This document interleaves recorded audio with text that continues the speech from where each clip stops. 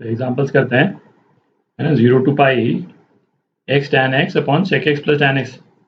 अच्छा, पहले तो ये tan x upon sec x plus tan x जो है इसको थोड़ा सिंप्लीफाई कर लेते हैं, है ना। यहीं पे आप इसको देख सकते हैं भाई, tan x को sin x by cos x यदि हम रख दें और sec x को 1 बाय cos x रख दें, है ना। यहीं पे कर लेते हैं, फिर इसको सिंप्लीफाई करके ही फिर आगे बढ़ेंगे अपन।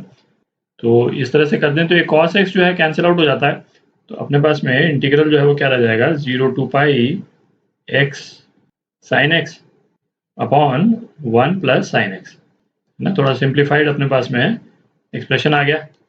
अच्छा, अब इसमें देखें, है ना, इससे रिलेटेड एक प्रॉपर्टी अपन ने की थी, है ना, उसको सीधा अपन यूज कर सकते हैं यहाँ पे। भाई x के साथ में एक अलग से ये फंक्शन है ना, ये फंक्शन x के साथ में है। तो जिन केसेस में x के साथ में इस तरह से फंक्शन रहता है ना, 0 टू a, तो ये क्या हो जाएगा, a/2 0 to a f(x) dx, है ना। ये प्रॉपर्टी तो अपन कर चुके हैं। तो इससे हमको फायदा क्या होता है बेसिकली, है ना, ये x हट जाएगा यहाँ से, ठीक, केवल ट्रिग्नोमेट्रिक एक्सप्रेशन रह जाएगा।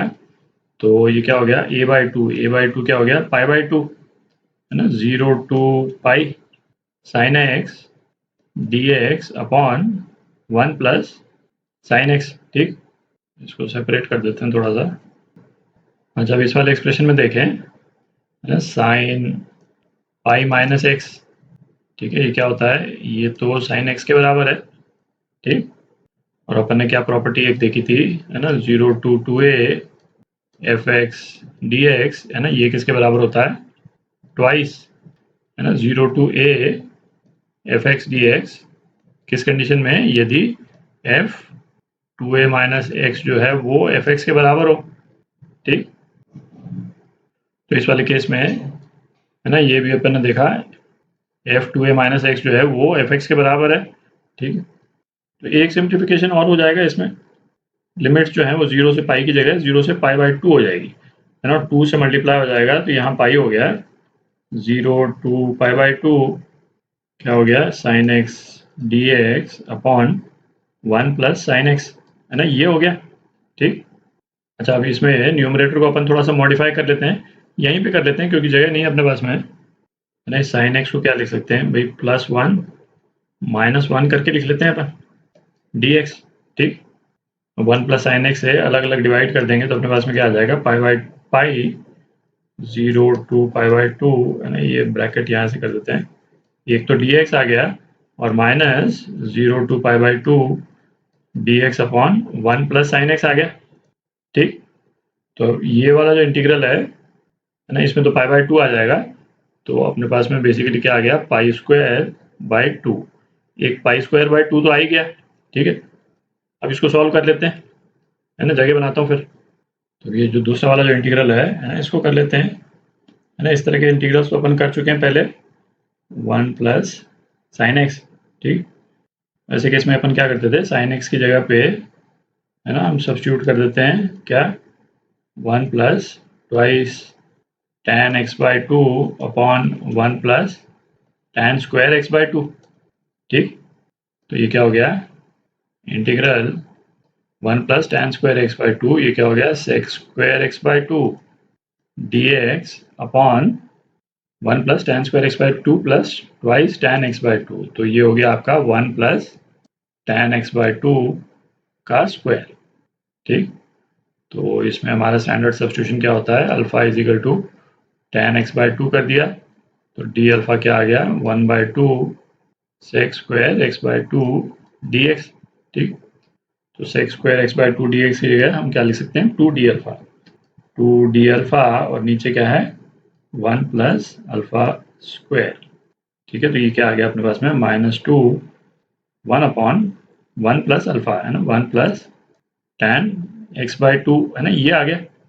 और इसकी लिमिट्स क्या है, 0 से पाई/2, तो ये क्या हो जाएगा, -2, है ना, लिमिट्स डाल दें पाई/2, मतलब 1/2 आ गया, और x को 0 डालेंगे तो क्या आ जाएगा, 1 आ जाएगा ना, तो -1, तो ये क्या हो गया, है ना, +1 हो गया ये। तो ये जो इंटीग्रल आया अपने पास में किसका इंटीग्रल है ना, इस वाले पोर्शन का इंटीग्रल आ गया है +1, है, तो बाहर पाई भी है है ना, तो माइनस पाई हो जाएगा बेसिकली। तो अपना आंसर जो है क्या हो गया, पाई स्क्वायर बाय 2, है ना, ये pi square by 2 minus pi. ठीक, तो ये आपका आंसर। तो दूसरा इंटीग्रल करते हैं। इसमें इंटीग्रल की लिमिट्स क्या है, -1 से +1।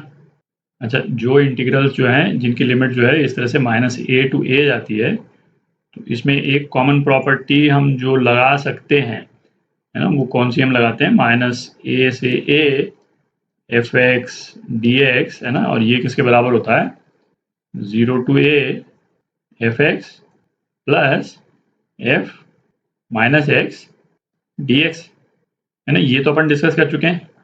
अच्छा, उस टाइम पे प्रॉपर्टी के टाइम पे, है ना, ये भी मैंने कहा था कि ये प्रॉपर्टी तो f(x) चाहे जो हो उसको हम लगा ही सकते हैं, क्योंकि इसको प्रूव करने के लिए तो हमने बेसिकली बस इस इंटीग्रल को 2 पार्ट्स में तोड़ दिया था और थोड़ा सा मैनिपुलेट करके फिर ये आ जाता है।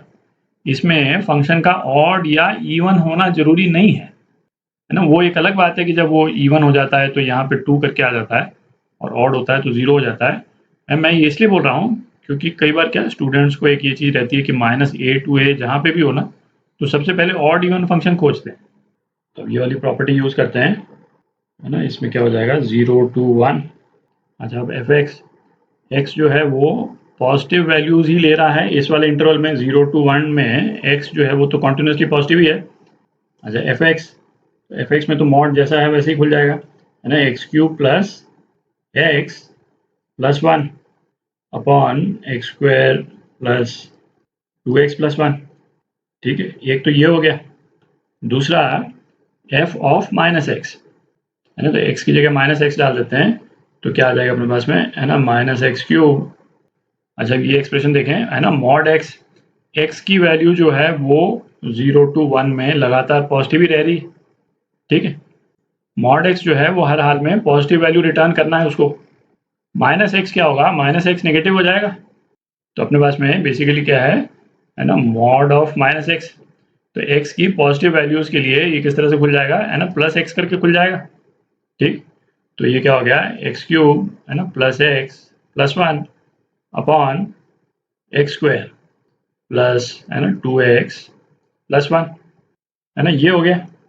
और इसके बाहर, है ना, ये dx, तो डिनोमिनेटर तो सेम ही है, तो x³ जो है -x³ से कैंसिल आउट हो गया और अपने पास में क्या आ जाएगा, 0 टू 1।